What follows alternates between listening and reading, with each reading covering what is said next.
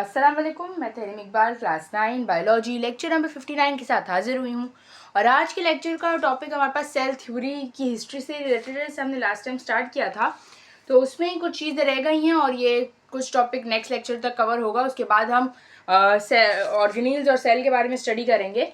तो सबसे पहले हम ये पढ़ते हैं कि हुआ ये कि 1.5 सेंचुरी के बाद, यानी 1.5 सेंचुरी तक काम हुआ सेल थ्योरी पे, और फिर उसकी डिस्कवरी और फर्दर काम शुरू हुआ।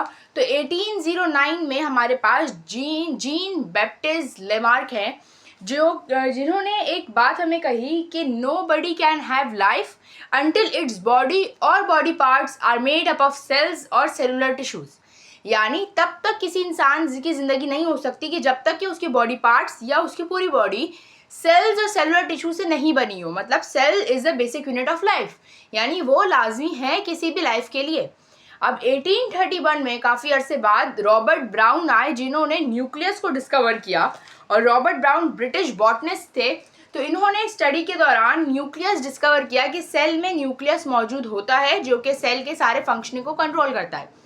अब क्या हुआ, इसके 7 साल बाद 1838 और 1839 में 7 और 8 साल बाद सेल थ्योरी की फॉर्मुलेशन स्टार्ट हुई। मतलब यहाँ से अब सेल थ्योरी का बेसिकली आगाज़ हुआ, जिसमें मैथियस शेल्डिंग 1838 में, जो कि एक जर्मन बॉटनिस्ट थे, और 1839 में थियोडर श्वान, जो एक जर्मन जोलॉजिस्ट थे, उन्होंने एक पोस्टुलेट दिया सेल थ्योरी का।